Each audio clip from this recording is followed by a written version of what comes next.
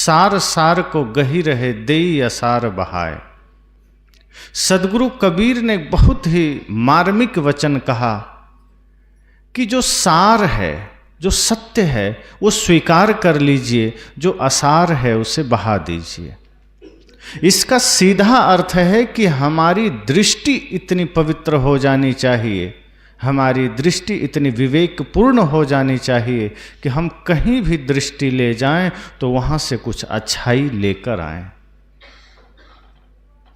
इन आंखों से कभी भी गलत ग्रहण न करें, इन कानों से कभी गलत श्रवण न करें।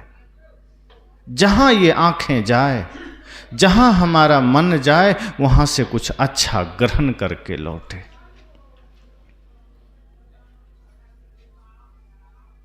और दूसरी बात यह है कि जब हम सम्यक दृष्टि और पवित्र दृष्टि रखेंगे,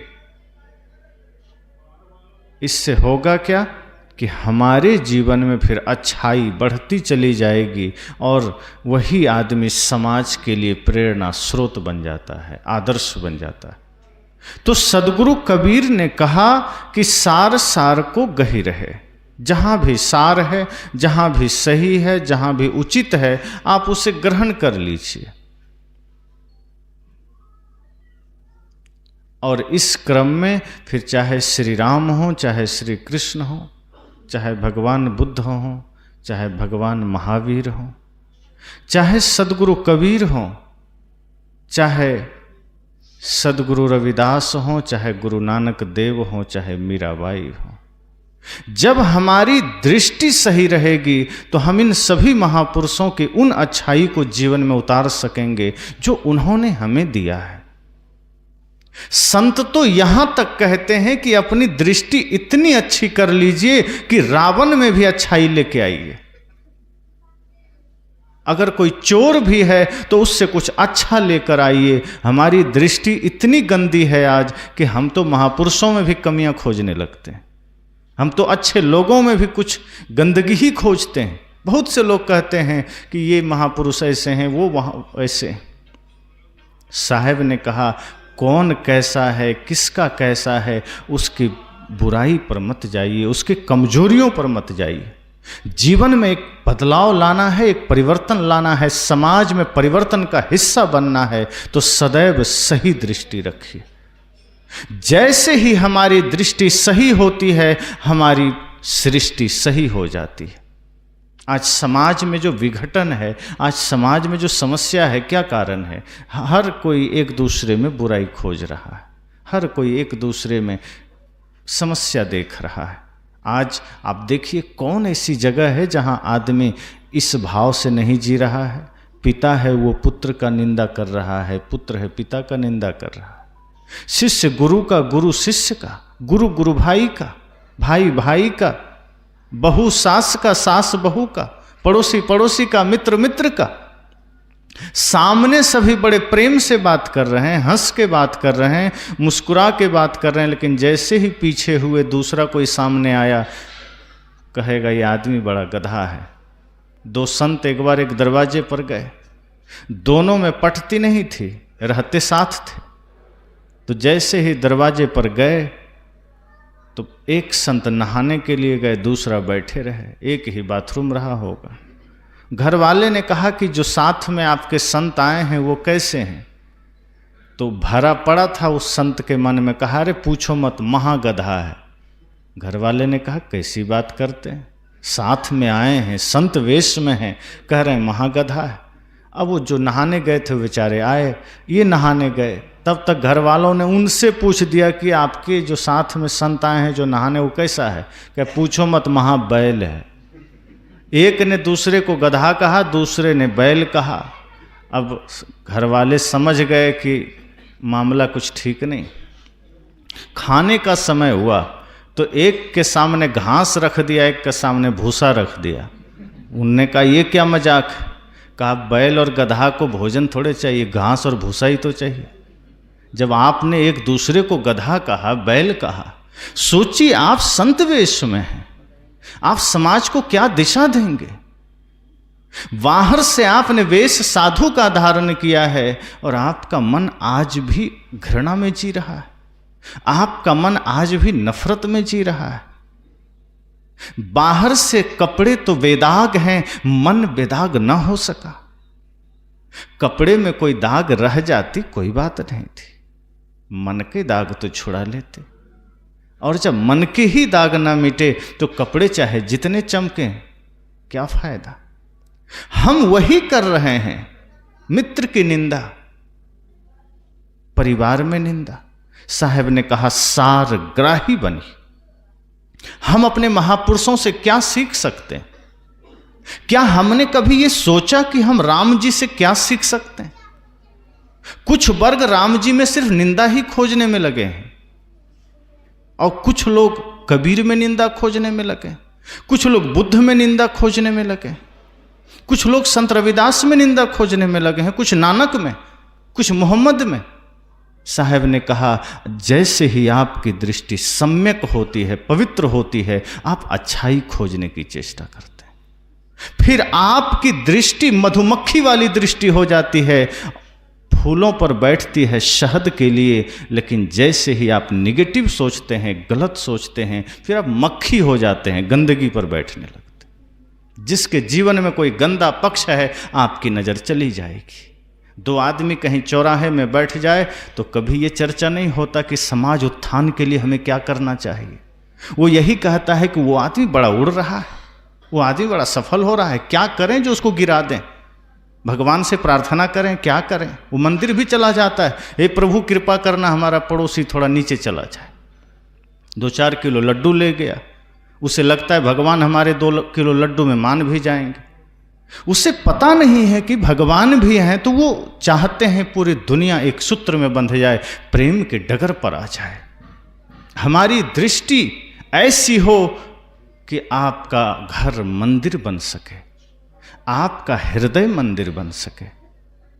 कभी आपने सोचा कि अगर राम जी से हमें कुछ लेना है तो हम क्या ले सकते हैं? जितने भी महापुरुष हैं हम उनसे क्या अच्छाई ले सकते हैं? कृष्ण से क्या सीख सकते हैं? तथागत बुद्ध से हम क्या सीख सकते हैं? पूरी सृष्टि को इस पर विचार करना चाहिए। हमने आज तक सिर्फ निगेटिव सोचा है कि राम की कौन सी बुराई हम लगा दें, कृष्ण की कौन सी बुराई हम ले आएं। कृष्ण को लोगों ने सिर्फ एक रसिया के रूप में प्रस्तुत किया कि वो रसिक हैं, रास करते हैं।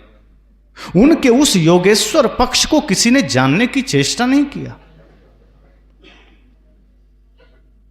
मैं आज यही चर्चा करूं कि अगर हम अपने महापुरुषों से कुछ अच्छाई लेना चाहें तो हम अपने महापुरुषों से क्या अच्छा ले सकते हैं? हम अपने शास्त्रों से क्या अच्छा ले सकते हैं?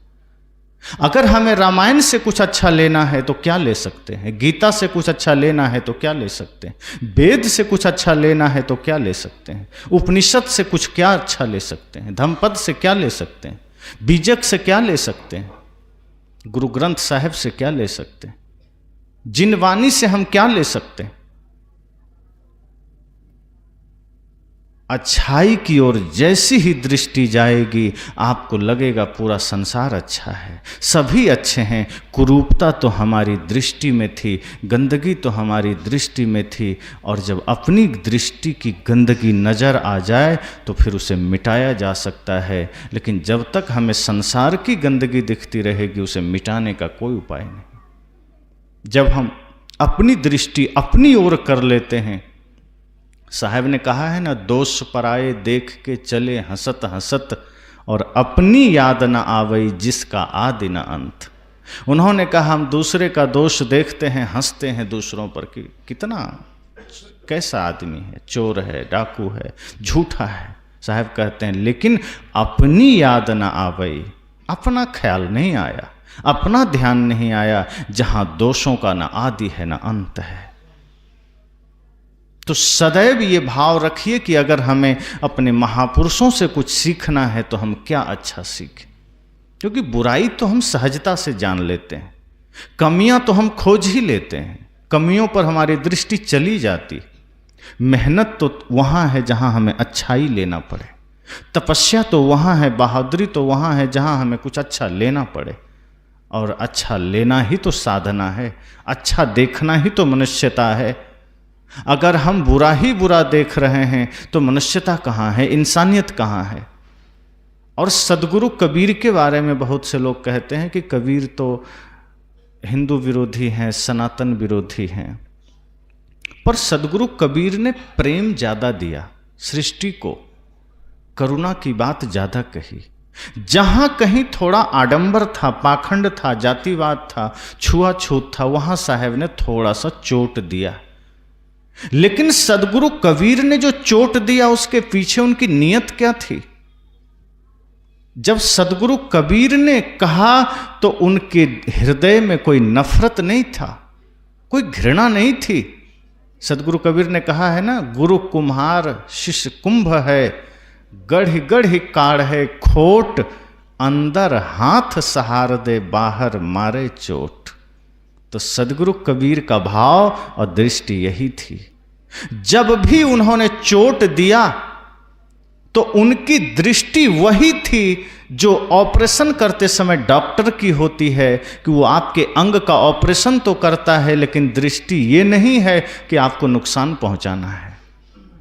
जब सदगुरु कबीर ने चोट दिया है तो दृष्टि इतनी ही थी कि जैसे डॉक्टर आपके अंग का ऑपरेशन करता है तो आप समर्पित हो जाते हैं कि कर लीजिए ऑपरेशन, क्योंकि आप भी जानते हैं जो जख्म, जो फोड़ा, जो घाव बन चुका है, यदि उसको काटा ना जाए, उसकी सर्जरी ना किया जाए तो हो सकता है अंग काटना ही पड़ जाए पूरा, हो सकता है और भयंकर रूप ले ले। सदगुरु कबीर ने वही डॉक्टर का काम किया है, वही शल्य चिकित्सा किया है।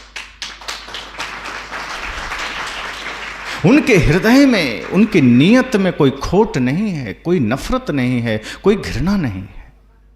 संत जब भी निष्पक्ष भाव से कोई चोट करते हैं तो पीछे भाव सिर्फ करुणा है, प्रेम है कि सभी समाज आडंबर मुक्त हो जाए।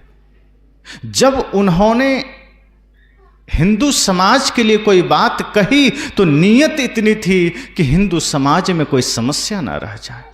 जैसे कहीं आपके आंगन में कोई कचरा हो और कोई आकर कहे कि भैया थोड़ा इसको साफ कर लो, तो आपका दुश्मन थोड़े, वो आपका हितैषी है। वो चाहता है कि आपका आंगन चमकता रहे। सदगुरु कबीर ने वही तो कहा कि अंदर झाड़ू दे के कूड़ा दूर बहाए, कि भीतर ज्ञान का झाड़ू लगाओ और जो नफरत, घृणा, ईर्ष्या, द्वेष का कचरा तुमने हृदय में जमा कर रखा है उसको दूर कर दो।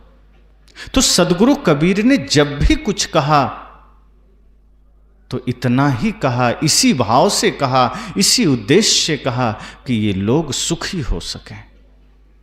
सारी जातियों की सीमाएं गिराकर, संप्रदायों की दीवारें गिराकर, नफरत, घृणा, ईर्ष्या, द्वेष गिराकर एक इंसानियत के धरातल पर लोग खड़ा हो सकें और सत्य के उपासक बन सकें, प्रेम के पुजारी बन सकें। इसी भाव से साहब ने कहा। साहब के कहने में कोई नफरत नहीं था, लेकिन आज कहने वाले लोग नफरत जीभ पर रखते हैं, घृणा जीभ पर रखते हैं। वो प्यार का भाव नहीं होता, समाज जोड़ने का भाव नहीं होता। कभी कभी अनुशासन अगर प्रेम से किया जाए तो समाज संगठित हो जाता है, लेकिन नफरत से अपने घर में भी आप अनुशासन करेंगे तो घर बंट जाता है। अनुशासन अगर नियत साफ हो, दृष्टि शुद्ध हो तो पूरा समाज आपके पीछे खड़ा हो जाएगा, लेकिन दृष्टि खराब है तो घर के लोग भी आपको धक्का देके बाहर कर देंगे कि नहीं, तुम तो नफरत फैला रहे हो। इसलिए हमें अपने महापुरुषों से अगर कुछ सीखना है तो सबसे पहले हमारी दृष्टि सारग्राही होनी चाहिए। राम जी से हम क्या सीखें? अभी राम जी का मंदिर बना, बहुत लोग खुश हुए, कुछ लोग चुप रहे, कुछ लोग विरोध भी किए। अब सोचिए, इसमें हमें दुखी होने की आवश्यकता क्या है? अगर एक ऐतिहासिक पुरुष का कोई स्मारक, कोई मंदिर बन रहा है तो उस खुशी में शामिल हो जाइए। हाँ, लेकिन हमें वहीं रुकना नहीं है। हमें सदगुरु कबीर के विचारों में थोड़ा उतरना है गहरे, कि राम जी का हमने मूर्ति तो बना दिया, राम जी मूर्ति रूप में स्थापित हो गए। लेकिन राम जी से जो आदर्श हम ले सकते हैं, जो लिया जा सकता है, क्या वो आदर्श की स्थापना हमारे हृदय में हुई? मंदिर की स्थापना तो हो गई, मूर्ति की स्थापना हो गई, लेकिन राम जिस आदर्श, जिस मर्यादा से महान हो गए, उन मर्यादाओं की स्थापना हमारे दिलों में हुई कि नहीं? उन आदर्शों की स्थापना हमारे दिलों में हुई कि नहीं? हम सम्यक दृष्टि और सारगाही दृष्टि अगर ले आते हैं तो हम भी उसमें शामिल हो जाएंगे। सदगुरु कबीर तो कहते हैं कि हृदय बसे ते ही राम न जाना। अगर वो राम, चेतन राम आपके हृदय में बस जाए, ये भाव आपने कर लिया, तो जिस दिन इस हृदय में राम का निवास है ये पता चल जाएगा, तो वो व्यक्ति भाई से झगड़ा करेगा। जिसके हृदय में राम का निवास है वो माँ की आज्ञा का अवहेलना करेगा। जिसके हृदय में राम का निवास है वो अपने पड़ोसी से झगड़ा करेगा। जिसके हृदय में राम बैठ जाए वो कभी अपने भाई से विवाद नहीं कर सकता। जिसके हृदय में राम का निवास हो जाए वो कभी झूठ नहीं बोल सकता। अगर राम से कुछ सीखना है तो सीखिए भाई से प्रेम कैसे किया जाता है। अगर राम से कुछ सीखना है तो सीखिए माता पिता की आज्ञा का पालन कैसे किया जाता है। अगर राम से कुछ सीखना है तो सीखिए कि राज्य करते हुए मर्यादा का पालन कैसे किया जाता है। मैं तो कहा करता हूं लोगों से कि कुछ और लेने की जरूरत नहीं है, इतना जरूर राम जी से लीजिए कि भाई से प्रेम कैसा किया उन्होंने। इतना ही अगर ध्यान आ जाए तो फिर नफरत तो दूर ही हो जाएगी। भाई भाई में जो आज बंटवारे हो रहे हैं, एक तरफ लोग राम जी की पूजा कर रहे हैं, दूसरी तरफ कोर्ट में जाके भाई पर मुकदमा कर रहे हैं वही जमीन के खातिर। जिस दिन राम का प्रेम जीवन में आ जाएगा उसी दिन व्यक्ति राम का भक्त बन जाएगा।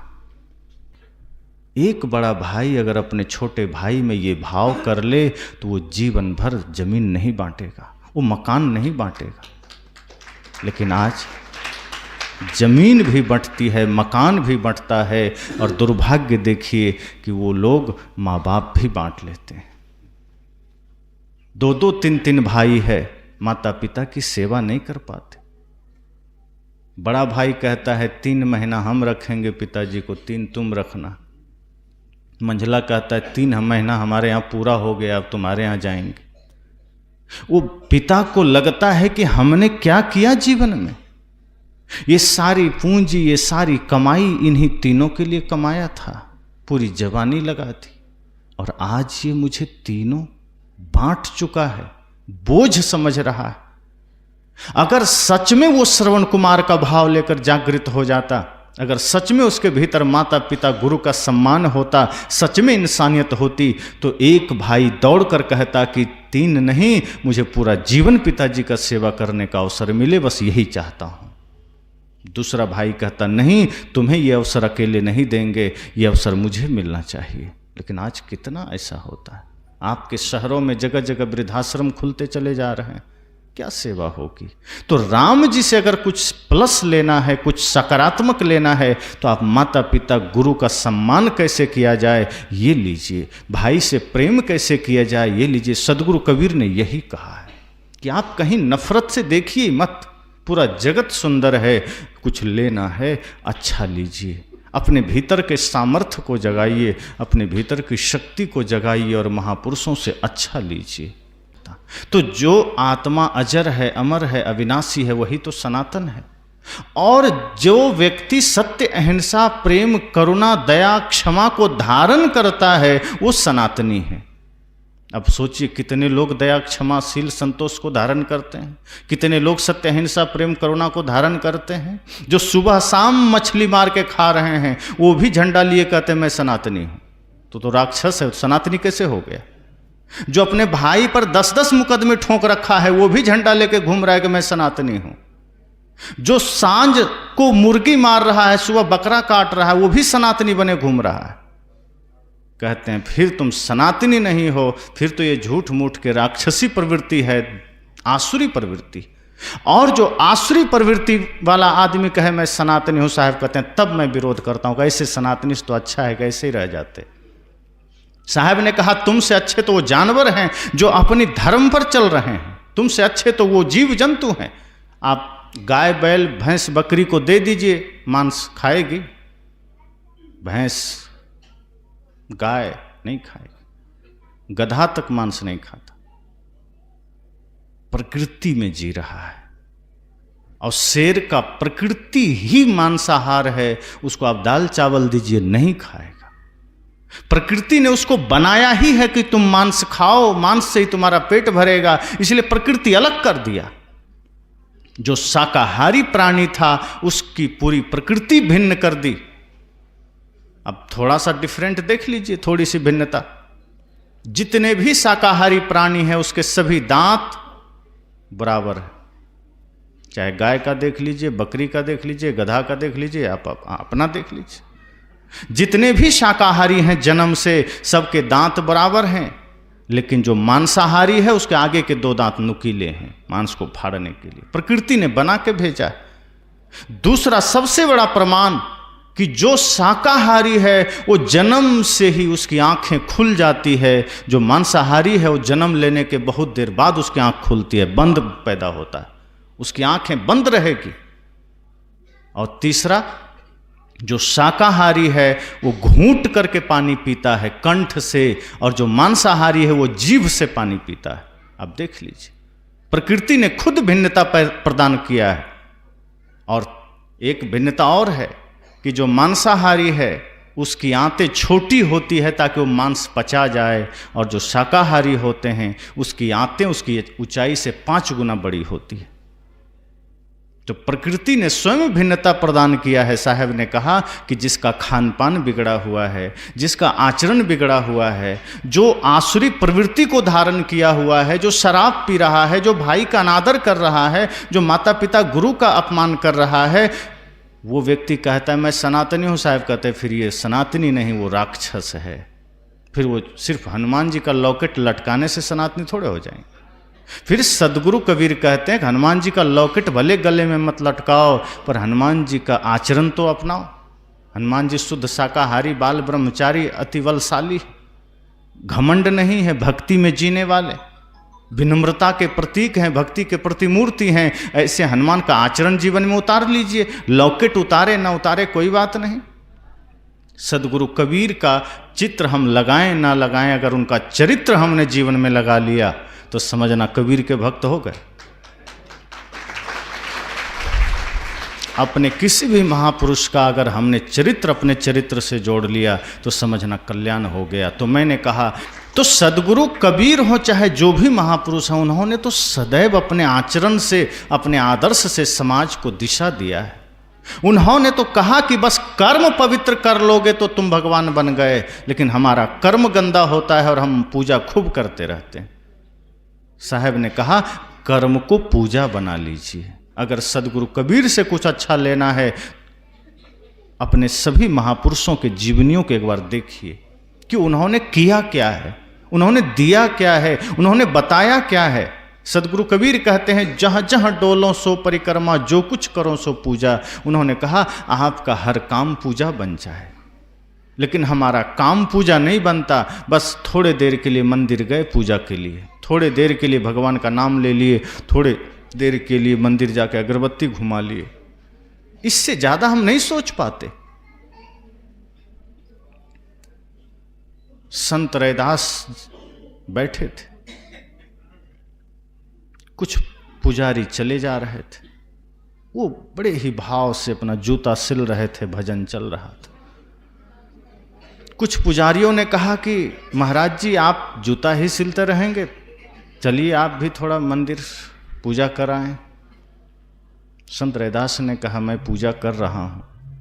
पंडितों ने कहा लेकिन यहाँ धूप नहीं है, अगरबत्ती नहीं है, बतासा नहीं है, बेलपत्र नहीं है, पूजा कैसे कर रहे हैं? संत रैदास जी ने कहा कि तुम ये सोचते हो कि धूप दीप अगरबत्ती होगी तो ही पूजा होगी। तुमने पूजा को इसी से जोड़ा है कि बेलपत्र होना चाहिए, धूप दीप होना चाहिए, पर मेरी पूजा हो रही है। पंडितों ने कहा ऐसे कोई पूजा होती है? उन्होंने कहा बिल्कुल हो रही है, और तुम बल्कि पूजा नहीं कर रहे हो। तुम मंदिर जाओगे, अगरबत्ती घुमा के आ जाओगे, फिर वहाँ झूठ बोलोगे, फिर तुम मांस खाओगे, फिर तुम तंबाकू खाओगे, फिर तुम झूठ फरेब करोगे। लेकिन मैं असली पूजा कर रहा हूं। कहा जूता सिलना भी पूजा है क्या? कहा पूजा आपके भाव से ही शुरू हो जाता है। मैं जो जूता सिल रहा हूं बस इतना ही भाव कर रहा हूं कि ये जूता किसी इंसान रूपी भगवान के चरणों की सुरक्षा में चला जाएगा, और मेरे हिसाब से इससे बड़ी पूजा कुछ और नहीं। तो मंदिर जाओगे वहां 2 घंटे लगाओ चाहे 3 घंटे लगाओ, लेकिन जिन प्राणियों के हृदय में स्वयं भगवान बैठा है तुम उसके साथ तो झूठ बोल रहे हो, उसके साथ तो छल कर रहे हो। और मैं वहीं पर अपना काम कर रहा हूं जहां स्वयं परमात्मा बैठा है, जहां स्वयं भगवान का निवास है। अगर कोई भूखा आ जाए, अगर आपने निस्वार्थ भाव से, निष्काम भाव से एक गिलास पानी पिला दिया, समझना आपने पूजा कर लिया। कोई भूखा आ गया, एक मुट्ठी अन्न दे दिया, आपने पूजा कर लिया। लेकिन संत रैदास जी ने कहा कि तुम मंदिर में पूजा तो कर लेते हो, पर यथार्थ पूजा तुम नहीं कर पाते। जिसका मन चंगा है उसके लिए तो ये कठौते ही गंगा बन जाता है, और जिसका मन गंदा है वो गंगा में भी जाकर डुबकी लगाए तो वो पाप ही लेके आता है। इसलिए अगर हम अपने महापुरुषों से कुछ सीखना चाहते हैं तो उनके कर्मों को देखिए, उनके विचारों को देखिए। हमारी समस्या ये होती है कि हम उनके चित्र को पकड़ लेते हैं, बस उससे ज़्यादा हम कुछ नहीं करते। हम महापुरुषों के चित्र पकड़ करके बैठ जाते हैं कि बस मेरा काम बन जाए। चित्र से बात नहीं बनेगी। चित्र सिर्फ प्रेरणा के लिए है, ध्यान दीजिए, चाहे वो किसी के भी चित्र हों, किसी भी महापुरुष के चित्र हैं, वो सिर्फ प्रेरणा और याद के लिए है। यथार्थ